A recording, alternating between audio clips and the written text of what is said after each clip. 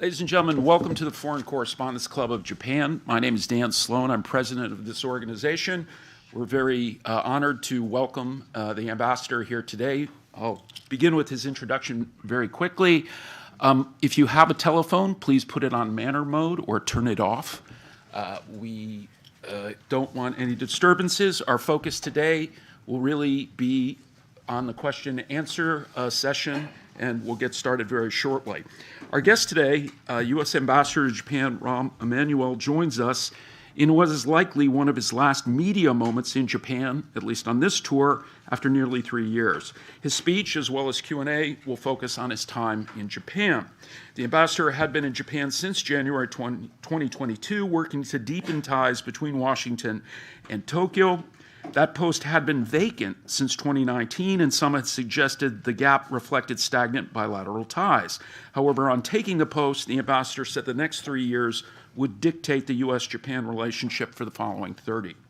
In addition to his time in Tokyo, our guest served in the Clinton administration, in Congress, and was President Obama's chief of staff before 2 terms as mayor of Chicago.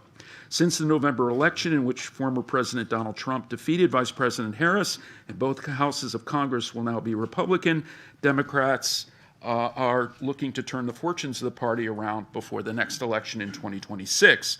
Despite rumors to the contrary, our guest told the Chicago Sun-Times that he is not interested in the top job leading the DNC, but he is not done with public service, nor political observations, such as Donald Trump is going to turn the Oval Office into eBay. He wrote a separate op-ed for the Washington Post on the road back to power for his party, saying Democrats had been blind to a rising sea of disillusionment. He's spoken at the club 3 times in 3 years, he just confirmed. But before he leaves today, I'm going to take the liberty of asking him an opening question about his hometown Chicago Cubs, which won their first World Series in more than a century when he was mayor. Those are not related events. Okay, yeah. You weren't there for the one 100 years prior, but his congressional district includes Wrigley Field, and as you may know, they will open the season here in Tokyo. Sir, will you come back to watch your hometown Cubbies in March? So a couple things I will answer. First of all, I live a little less than a mile from Wrigley Field. So we walk to, when I say we, the kids and I and Amy and I, when we're going to games, go to the games, we walk to the games.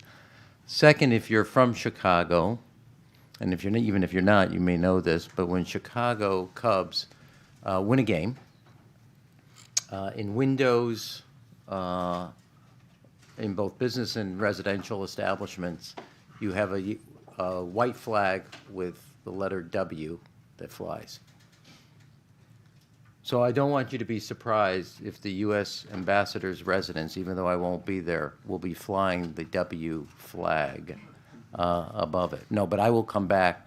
That'll probably be my first visit back to Japan as a citizen, will be to see my hometown Chicago Cubbies. Second fact, there are 3 stadiums that Babe Ruth played in that are still used as baseball stadiums. Fenway, Wrigley Field, and here in Tokyo. And so I think there's a... Meiji Jingu. Yeah, I think there's a symbolism in there. And symbolism being that both countries share a pastime and a national pastime. And more importantly than that is sometimes we only describe the relationship as one about allies and alliances, but it's built on a foundation of friendship. And I think that our national pastimes reflect that and represent that. Can I start now? Please. Oh, because I wasn't thinking of baseball when I was thinking of this speech. You are right. This, my first time here, this is my 3rd and final speech here, but my first time here was I had been ambassador. I came in January. It will actually be almost 3 years to the day when I first got here. I got here on the 19th. We'll be leaving on the 14th. But Russia's illegal war had started on February 22nd. And I think about a week after that, you were having the Ukrainian ambassador speak. and the Russian ambassador was supposed to come the following Monday. He rescheduled himself to follow the Ukrainian ambassador, and we called you up, you being the press corps building, and it said that I would follow the Russian ambassador. And I think that was your first awakening that I was going to do things slightly with my kind of style and flair. But to more importantly, to the subject of what was at risk then, because you highlighted a point in your remarks that I think was capture, if I could, the moment, which was when I went in front of the Senate Foreign Affairs Committee. I made a statement that the next 3 years will set the foundation for the next 30 years for the U.S.-Japan alliance and our place here in the region. To be honest, I thought of it as both a memorable and a pithy quote. I didn't think of it that it would be prescient, but it turned out to be prescient as events started to shape and form what this era is about.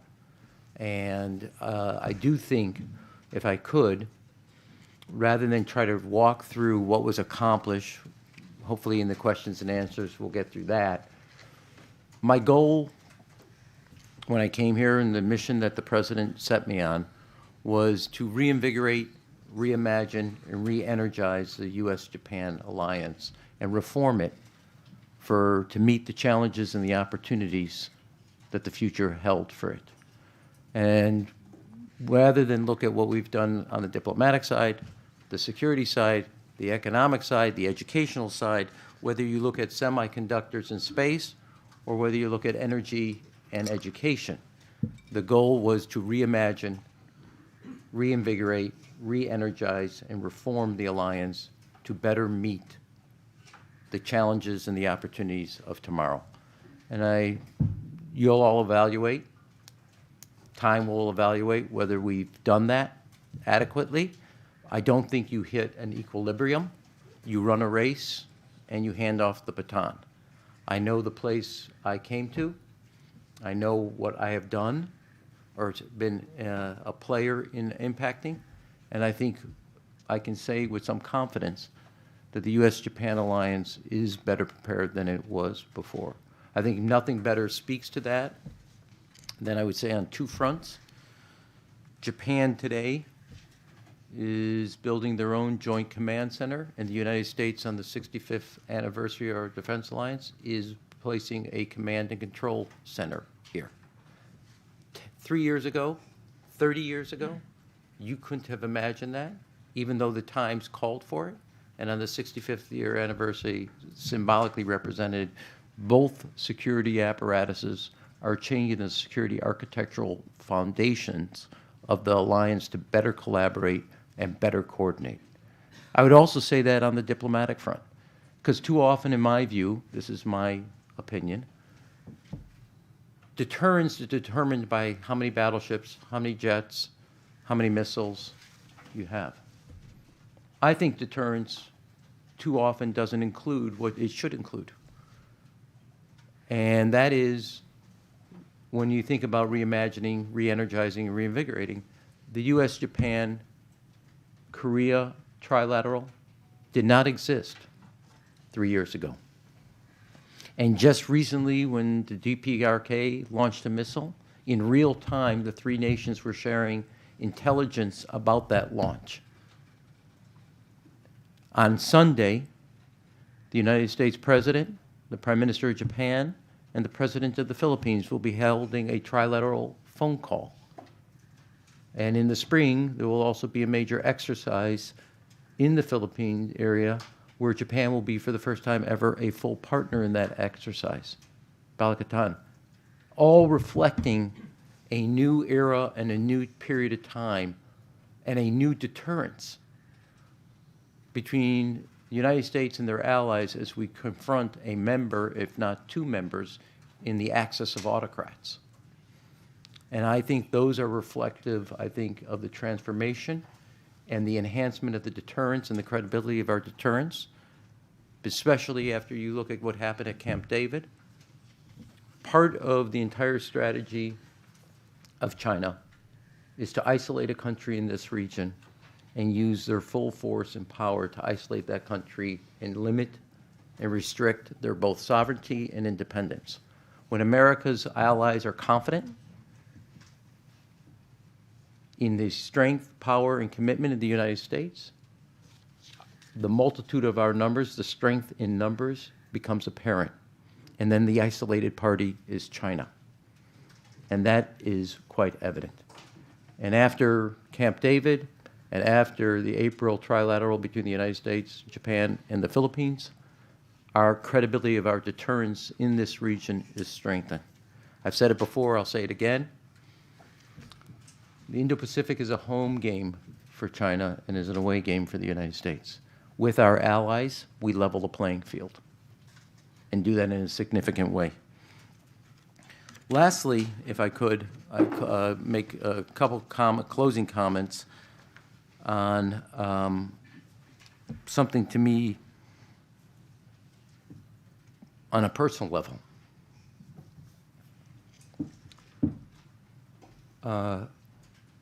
My kids always warn me I should tell you that I should never talk about my grandfather or my father because I start to cry.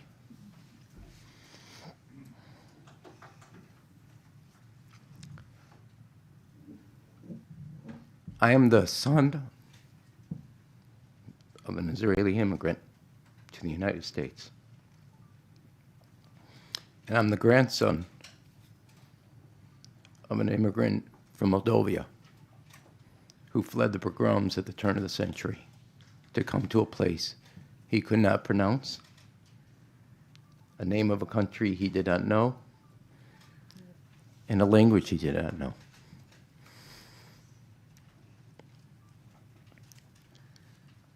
And that both a son and a grandson of an immigrant could reach the level of one day having one of the highest honors of representing that country overseas as a voice of that country, its values, and its ideals is only possible in a country like America. And my one wish is I wish my father was still alive to see this day, because I think it would shock him. I think America is a special place. I think America is really unique. Out of many, one. And my family's story, embraced by America and its ideals, has given me the honor of being its representative here in Japan. And I hope I've made my father and my grandfather very proud. Second, equally emotional for me, is I want the people of Japan and all of Japan to know you have stolen my heart. I didn't really know Japan. I have fallen in love with Japan. While Chicago will and always will be my home, I feel very much at home here in Japan. And I have had the unique opportunity, I think I can say this without it being what it sounds like. It's not like my Wikipedia page is empty. I came to be an ambassador. I knew a little about Japan. I have learned a tremendous amount. And at this point in your life, to find a place where you can learn, intellectually challenged, learn something new every day, do something every day to enhance the United States, and do it in a place that you have fallen in love with is a unique honor. And the Japanese people who have opened up their homes and their hearts to me, Amy, and our children, if I never have the opportunity, let me take it now to say thank you. I really appreciate it. And I feel very much at home here. Thank you. Thank you very much. At this point, we will go. Don't do that. You're supposed to be a journalist, okay? You can get arrested in certain countries for that. He may not clap when he answers his question. Yeah. At this point, we'll open the floor to our working press. Please identify yourself, your organization. Limit yourself to one question because we have so many folks here. And of course, no speeches. Tim? One question, two answers. Go. Oh. Oh, you got it. Oh.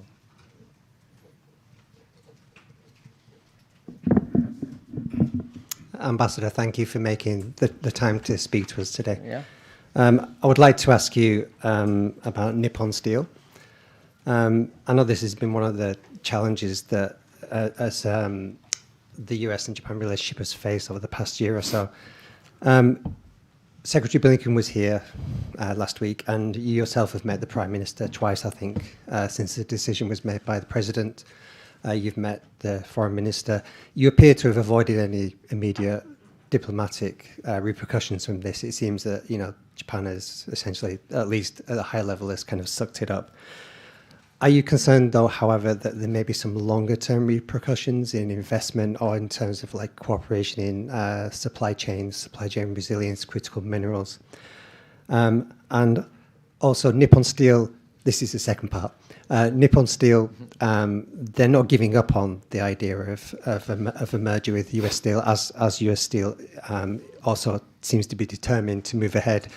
They filed 2 lawsuits against CFIUS and the President. Given your extensive knowledge of how DC works, and you know you know that a lot of the players involved in this, do you think they have any chance of success in this? Would you advise them perhaps to take a different course? And, you know, Is this a case of denial on their part? Thank you.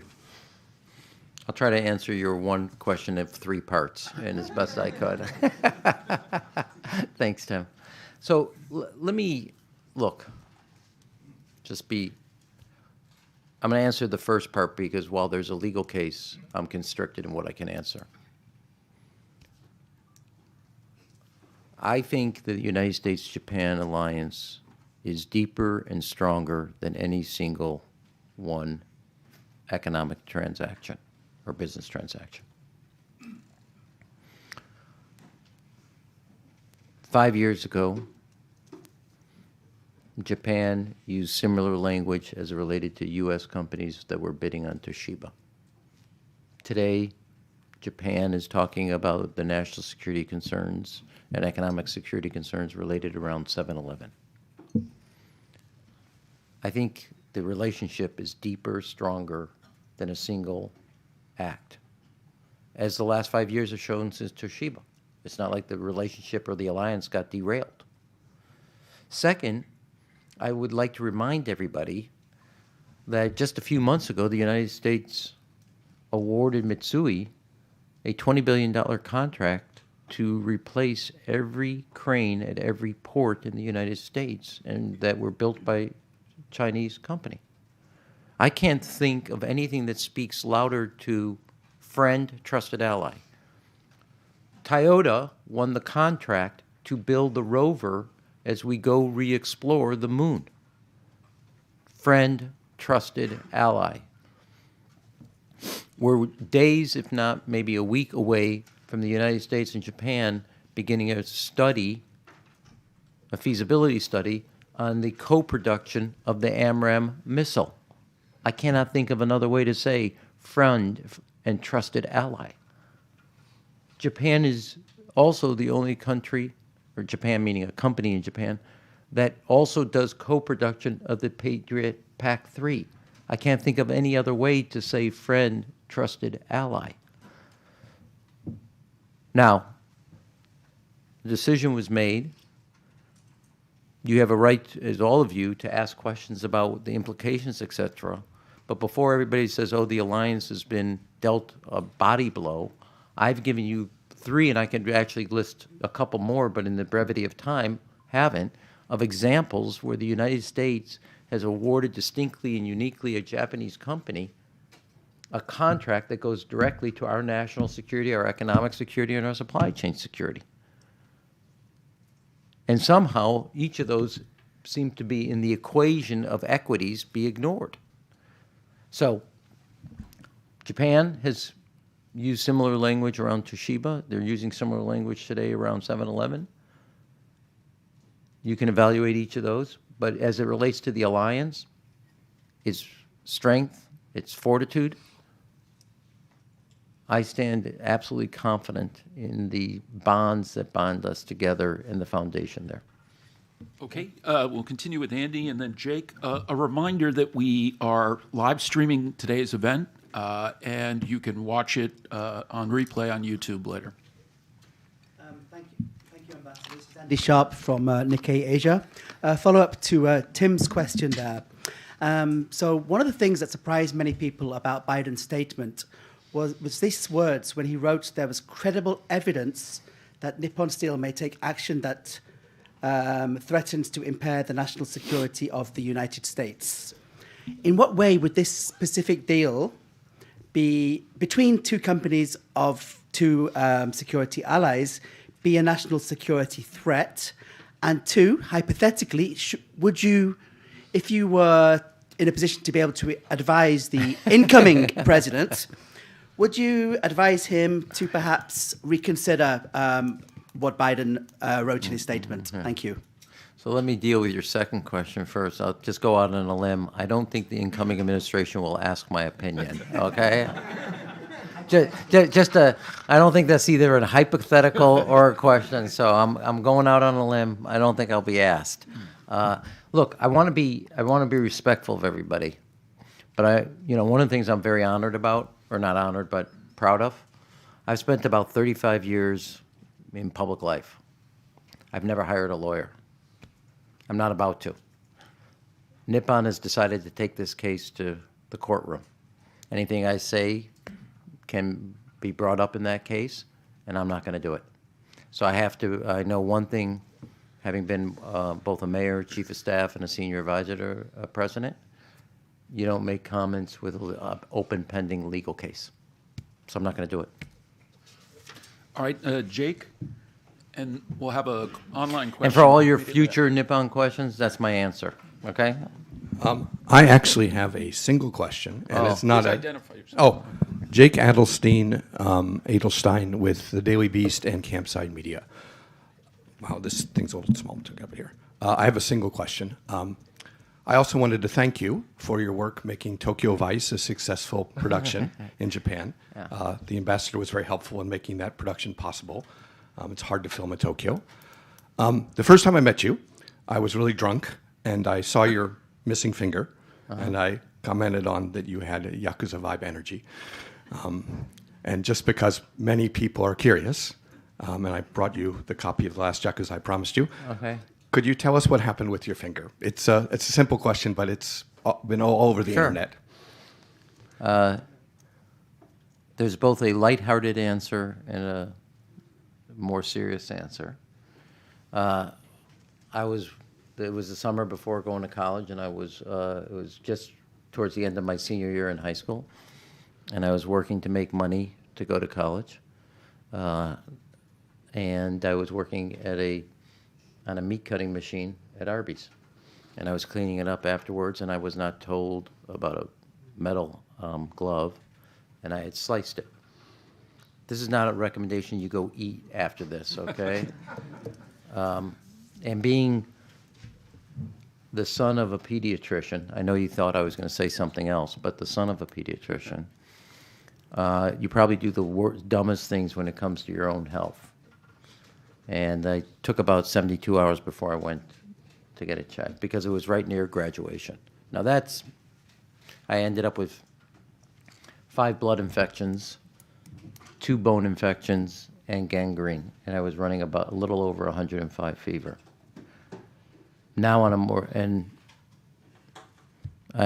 for the first 96 hours when we finally did go to the hospital, 72 to 96, I was on that side between not being here and being here. I spent 7 weeks in a hospital. I had 3 roommates die in that period of time. I will say to you that it's not like the clouds opened up and Beethoven's Ninth started playing and the rain stopped and the sun came out. But it was probably one of the most influential pieces of my life. Wow. having nearly died. And I can say this here, I was not exactly the best student in high school. I wasn't very focused. I wasn't very determined. I was a screw-up and screwed off more than I did anything. And coming that close to dying transformed me, and I made a commitment that if I got out of that hospital and was able to go to college, that I was going to do something. And I think nearly dying made me appreciate what living was about. It's sorry that it took that, and that's what happened. Now, on the other hand, I can't do it here because there's too many cameras. Given that I have lost my middle finger, it does give you a little bit of drama. As let me quote the way I want to do it, which is President Obama once said, "When I lost my middle finger, it was the equivalent of Rahm going mute for about a year." You can draw whatever conclusion you want after that. Thank Okay? you very much. Yeah. Okay. Our next question comes from Anthony Trotter of ABC News. And again, it's kind of looking forward. Where do you think incoming President Trump is going to take America, and will you engage in this political landscape? Well, let me pause. I love public life. I love politics, and I say that politics in a public service in a positive way, not the negative connotation you're hearing. And I will engage because I think whether domestically, internationally, or whatever, ideas are worth and principles are worth fighting about. And not that you have to fight. Sometimes you would agree. And I'm not planning on leaving the field of public discourse and public debate. First of all, that would not come naturally to an Emanuel to be silent. So I plan on doing that. I plan on continue to speak out on both domestic and international. And so I'll do that. Okay? All right, George? George, do you say? George.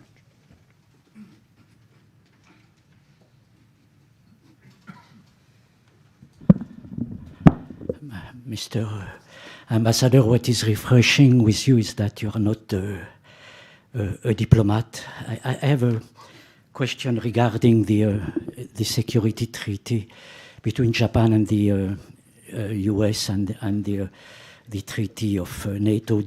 How long do you think it will take for the Japanese to realize that the security treaty is as much an illusion as the NATO treaty in Europe? From day one, Mr. Biden said there would be no U.S. boots in Ukraine. Today, Mr. Trump says he might impose a ceasefire to Ukraine or a capitulation. Regarding Taiwan, Japan says what happens in Ukraine can happen in Taiwan. But regarding Taiwan, China, America keeps its own ambiguity. So do you think Mr. Xi Jinping, Mr. Putin believe that the US is willing to die for Ukraine or for Japan? George, could you just identify your affiliation? I'm working for Swiss TV, For which? Swiss television. Yeah. Well, while you walk back, George, I totally disagree with the assumptions of your question. In the last century, when Europe was fighting Europe, the United States was called upon, and young men, principally, lost their lives defending both not only the ideals of freedom and liberty, but against violence and aggression.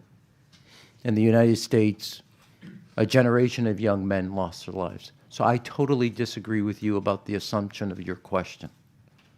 And number two, many people go to sleep at night around the world knowing that the United States is there, that it is on the front line. And the United States' word and deed count. So to your action that somehow on the 65th anniversary of the U.S.-Japan, not only defense treaty, but its alliance, that you can count on America. I can't tell you how many people across the globe do count on America.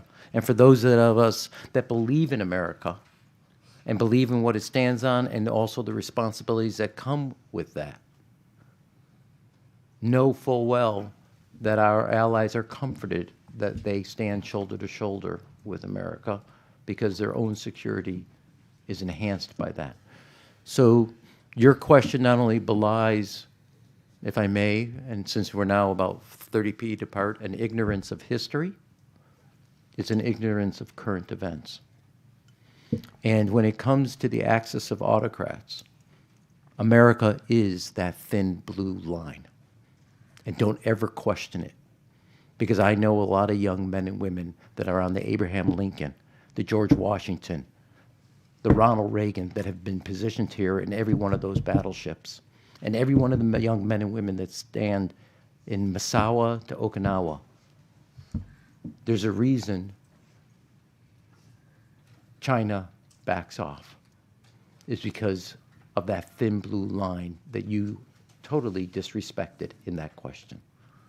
America is a security partner. And if it ever came to the idea that I would get you a Cubs ticket, you can forget about it. Sir, you're a member of the working press? Yes.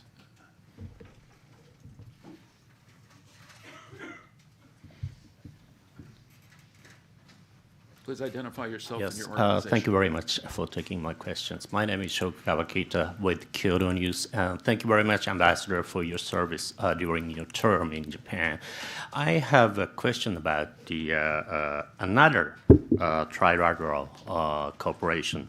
I think the another three-country cooperation appears to emerge.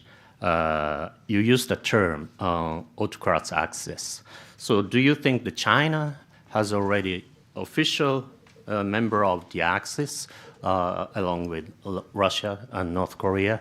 And do you think the original trilateral cooperation could survive even after the political unrest in South Korea? Thank you. This is a good question. Look, I think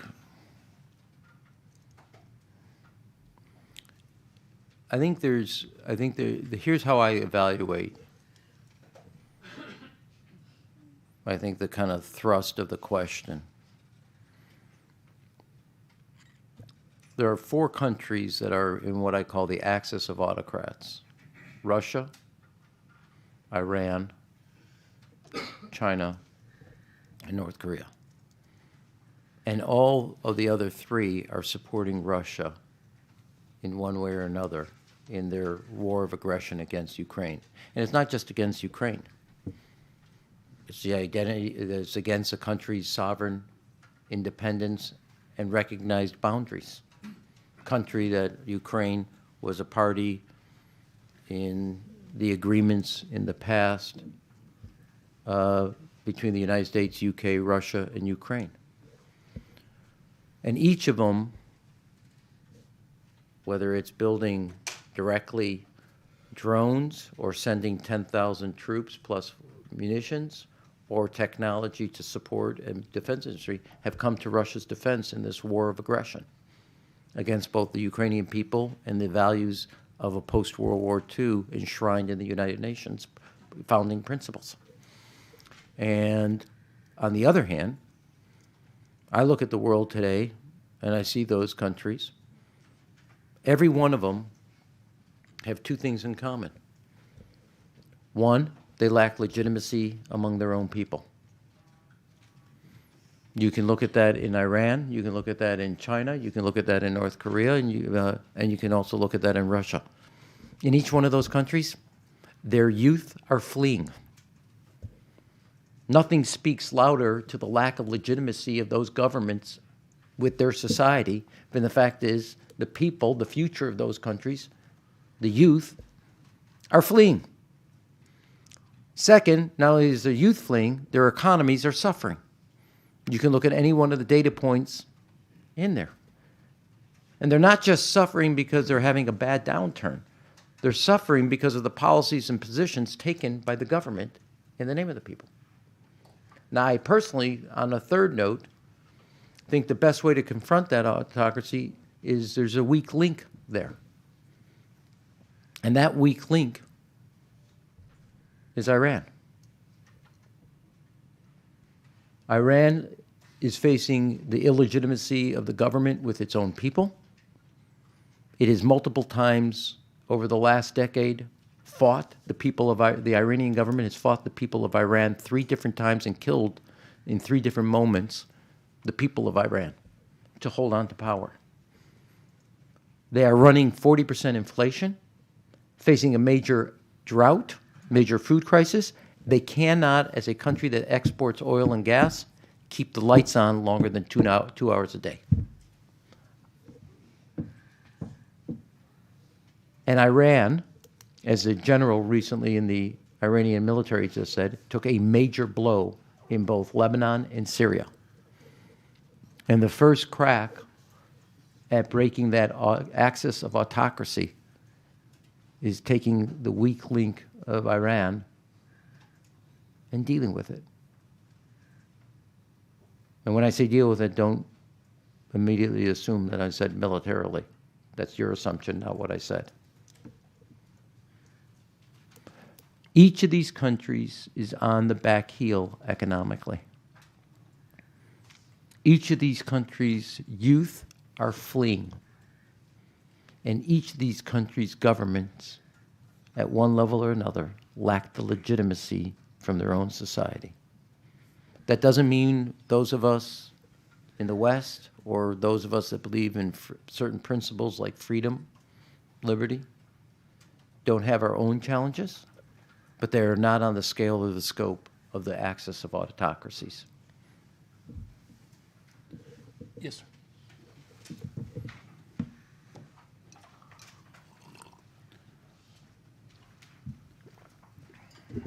Thank you. My name is Takuya Nishimura, freelance and senior fellow of Asia Policy Point. And not only as the ambassador to Japan, but also as the former chief of staff in White House, how do you think Russia and China, which invaded in Ukraine, or is going to trying to annex the Taiwan, will respond to the insistence of the president-elect Donald Trump on the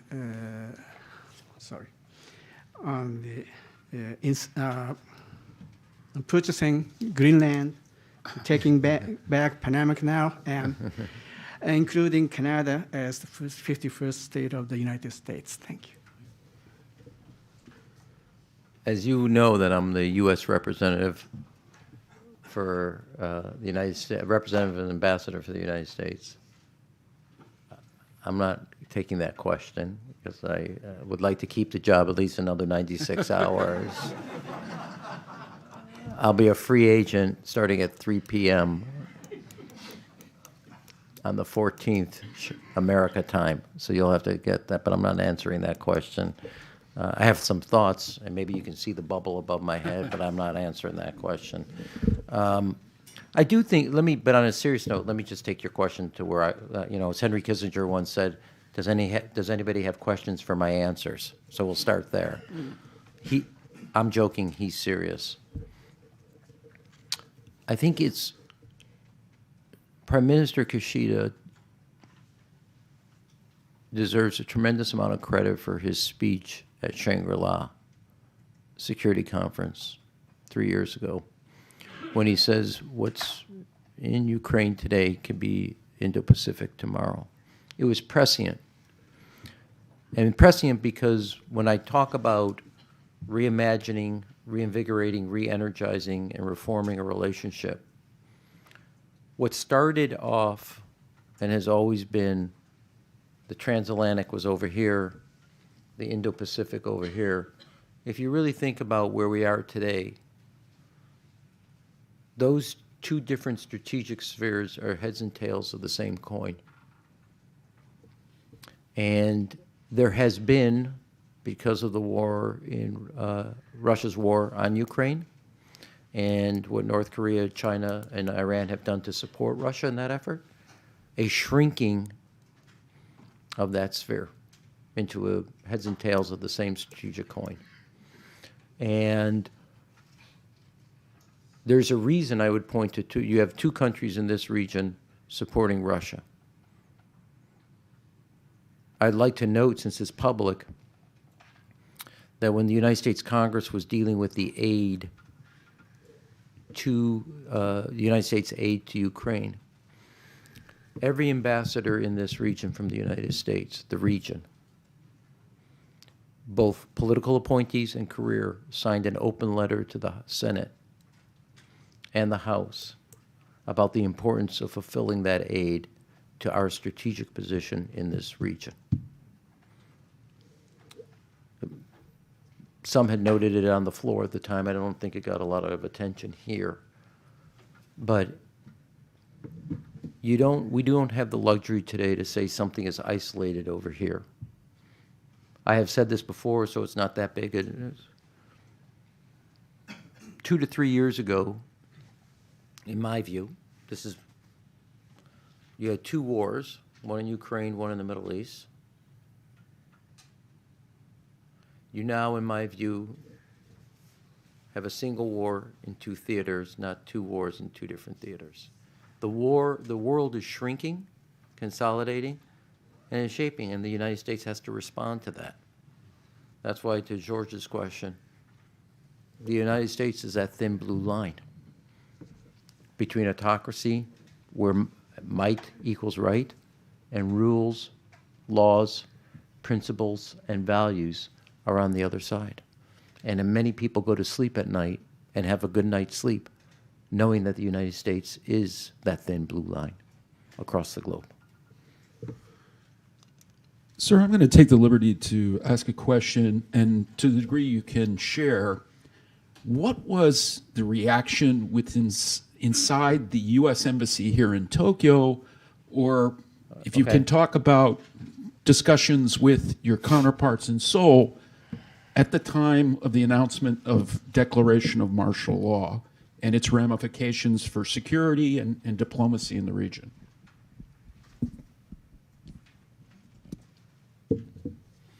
Well, to the latter part of your question, look, in the last 2 months, you've had Freedom's Edge exercise, 2 missile launches by the DPRK, and in all those areas, Freedom Edge being a trilateral naval and aerial exercise, and that will continue. And then you've had 2 missile launches in which real-time intelligence was shared.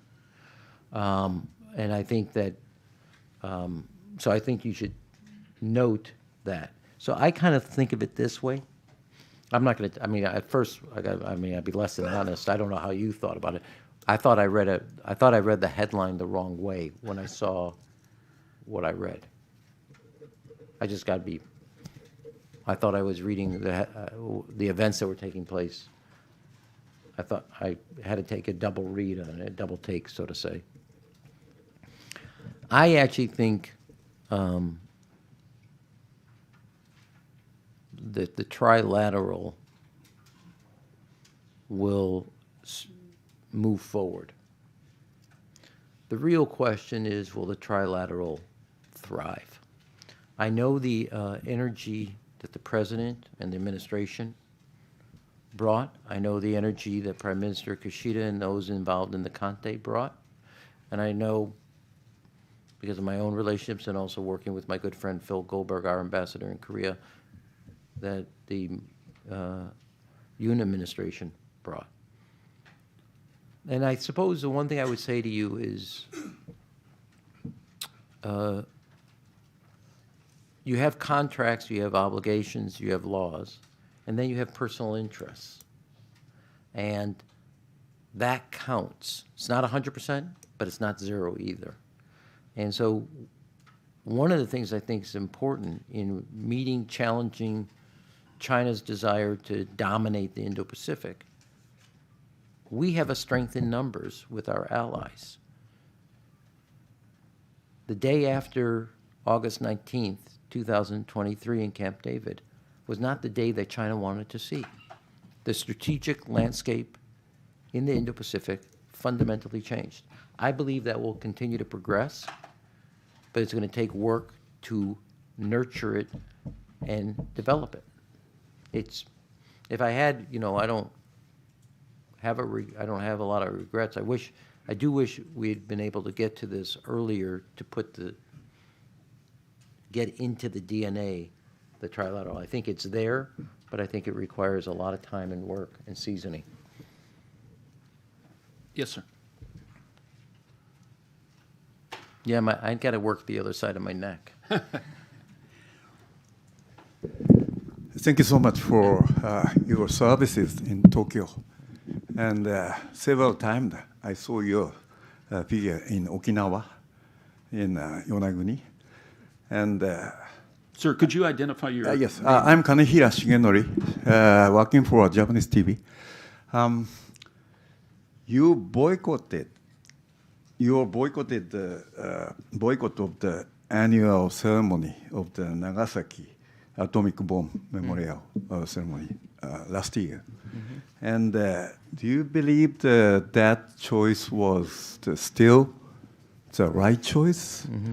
I'm asking this question because Japanese organization of the atomic bomb survivors, in Japanese, Nihon Hidankyo, won the Nobel Peace Prize, and the world is now paying attention to the way how the ceremony of this year will be held. Okay.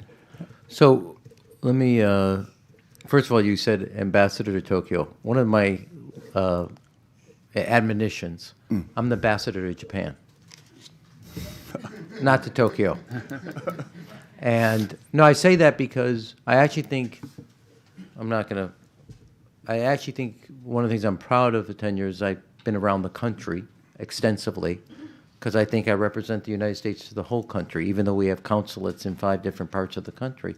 I'm not the ambassador to Tokyo. I'm the ambassador to Japan, and I am very proud of my tenure that I've gone everywhere from Yanaguni to the farther reaches of Hokkaido and everything between. Tokyo is a beautiful, wonderful, great, world-class city. I happen to think Japan is a beautiful, wonderful, world-class country. And my job was to be in all parts of the country and show the red, white, and blue. Now, to your second part, one is I didn't boycott the Nagasaki Memorial. I attended a Nagasaki Memorial at a temple here in Tokyo. Mm-hmm. Number 2, I also led a minute of silence both in the U.S. Embassy here and in our 5 consulates across the country. The first time that was ever held. Third, when I went to the temple or shrine, I went with the Israeli ambassador and the British ambassador. And many ambassadors from different countries across the globe did not go. And down to Nagasaki. Some did, many did, and many did not. I didn't do it alone. Others stood with the same principle that Russia invaded Ukraine and Israel was invaded. And one of the things you have to know in life is, I'm a former ballet dancer and flexible. A country being invaded and a country leading an invasion are not morally equal. Full stop. And if you equate them, then you're morally blind. Now, second, I also approached this. The mayor, at the time, as the host city, said that he couldn't guarantee the Israeli ambassador's security. Well, then, I don't think the United States ambassador's security was guaranteed. I don't think the prime minister's security was guaranteed. I don't think the members of the cabinet security was guaranteed. So, as we like to say in Chicago, that dog won't hunt. Just wasn't true, couldn't be true. You could not put the prime minister of Japan in Nagasaki if there was a security concern. And so that's my view. I stand by the decision. I honored as a U.S. ambassador because I think we have a moral and ethical responsibility. I did not do it in Nagasaki, but I did not let the day go by without both every employee at the U.S. Embassy and myself, one or multiple times, some way recognizing that moment, because as somebody who has lived and grew up with the admonition, never again, I think I'm proud that the organization was picked by the Nobel Committee, because I think in a time where others are either building up their nuclear stockpile or using the nuclear threat in a way that we haven't heard or seen, they should be, their voices and their message should be heard. And I fully agree with that, which is why I attended the ceremony at the temple here in Tokyo. Thank you. Douglas? And should you want to see, we hosted the head of Hidankyo last year, and that is available on YouTube. Hi, Doug Montgomery with Global Connects Media. We had a lot of questions about hard power. I want to give you a chance to swing back to soft power. We started talking about baseball at the very beginning. I know Dan's a big fan. You're a big fan, obviously. There was a survey done by the Chicago Council of Surveys that was talking about the Americans' positive view of foreign leaders. Number 1 was Zelensky. Number 2 was Kishida, and number 3 was Yoon. You cannot tell me that Americans know who Kishida is, but Americans know who Shohei Ohtani is. They know anime, they know Japanese food. The power of soft power is immense. So my question to you, and I'm framing it as a question, but it's really an opinion. Everybody else pretends they have a question, but actually have an opinion. I have an opinion. Joseph Nye would be really proud of your question, the author of Soft Power. Regardless, it's huge, right? So capturing hearts and minds actually is what really builds the strength between the two countries. What would be your recommendation to the next guy or gal who comes in the chair? And then what would be your recommendation to the Japanese government as well? Well, it's a very good question that, you could do days of seminars and discussions. You point on baseball, and it's a fair, legitimate national pastime of both countries. Truth is, of all 3 countries in the Trilat. But I would like to note a couple things. I said this earlier, maybe I didn't make a finer point on it. The United States and Japan are treaty allies. But if you limited it to that, you wouldn't appreciate the relationship. It's a friendship.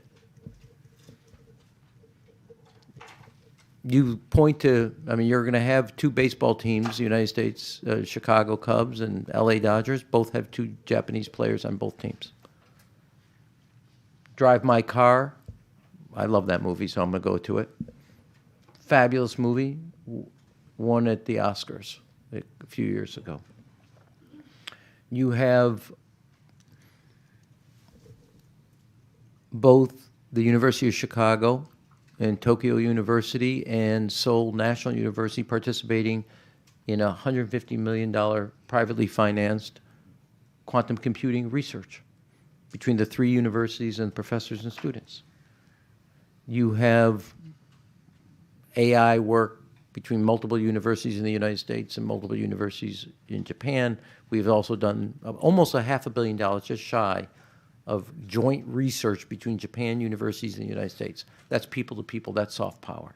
In promising fields of AI, semiconductors, to quantum computing. There's movies, there's baseball. I don't, as a father of 3, not anymore, but at one time university students, just a short time ago, I don't think there's a college campus in the United States or university of size that does not have an anime club. Just a fact. And that tells you of the affinity. I did not know the data point on Prime Minister Kishida, but I do know the data point that this is 3 years back, that Japan was, I think, 3rd or 4th ranking in the United States of most admired countries. I joke, I want this as a joke, given how many people from the United States have come over to Japan as tourists and are coming over and think that we're best of friends. I'm for COVID restrictions. because that's a joke, obviously dead on you guys, because I've had way too many people come and think that we're friends and think that I'm nothing but a travel agent for them. But it does tell you the respect and the more than alliance, but the friendship and the affinity between the United States and Japan. And lastly, and just a little anecdote, but it gets to the spirit of what you call soft power. When Phil Goldberg, my colleague, and I, a colleague in South Korea, and I were advocating for a re-energized attempt at a trilateral, inside both the National Security Council and the State Department, one of the things that we pointed to, which is why this was different, was the most prominent art form in Korea, foreign art form in Korea, is anime. And the most prominent art form here, foreign, in Japan, is K-pop. You laugh. But two, I'm not one for standing in lines. There's not a Korean restaurant that you don't have to stand in line on in Japan. And also that's true in Korea of Japanese cuisine.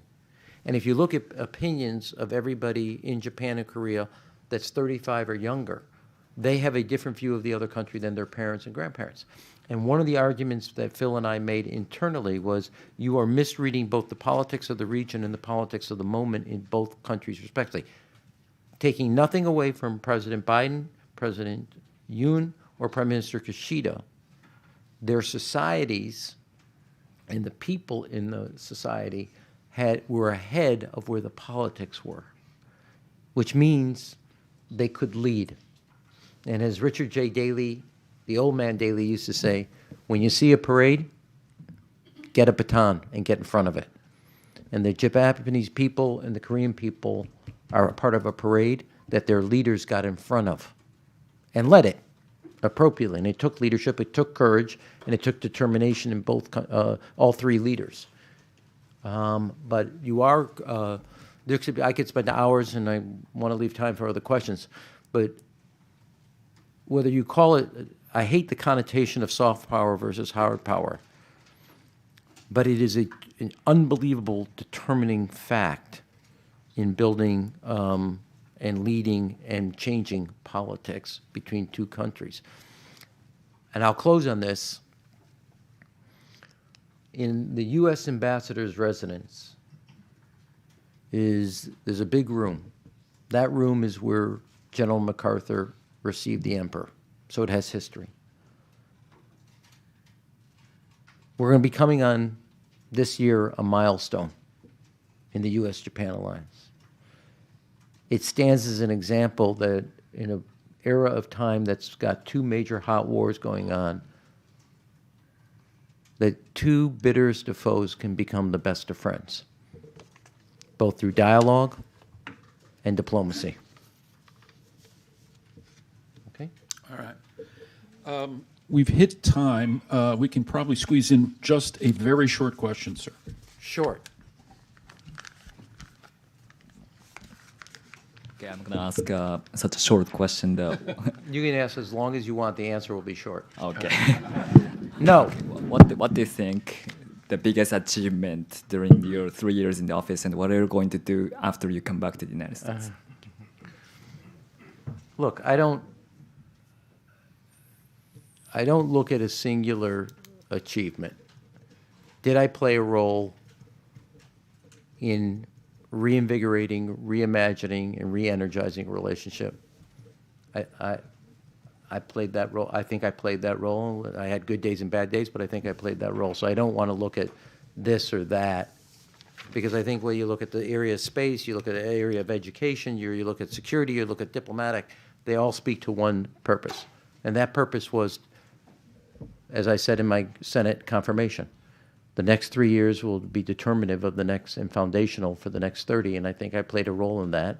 You'll grade it and evaluate that. Second is, look, I think you know by now I'm not quiet. You'll know what I'll be doing in the future, and it's going to be more than a singular thing. But the general thrust is, I believe in the value that President Kennedy put on public service. It's honorable. I think I've tried to lead my life that way, in public service. And I think America, its ideals, the America that drew my father and my grandfather to America, are worth fighting for and standing up for. While I have my own challenges and disagreements sometimes with things about America or America does, I totally disagree with questions that question America's word or its commitment, because that's not the America I know. So to all of you, I want to say thank you individually. Your careers and your professions are important to an open society. I don't agree with everything you do all the time. You don't agree with everything I do all the time. But I think we all agree on the importance of a free press to a free society. You play your role. Those of us on the other side play our role. And I think you have a time in which your freedom and your independence is under attack. You sometimes don't get a thank you. So thank you for standing up for your ideals as much as we stand up for the ideals that bind us together. Have a happy and a healthy new year to you and your families. Thank you. Mr. Ambassador, before you go, as is our custom, and this is the third time you probably received it, maybe this time you will use it in late March, a one-year honorary membership in the FCCJ. So thank you very much for your comments today. As Woody Allen said, I would never be a member of a club that would accept me. Well, we're lowering standards. Thank you, sir. Thank you.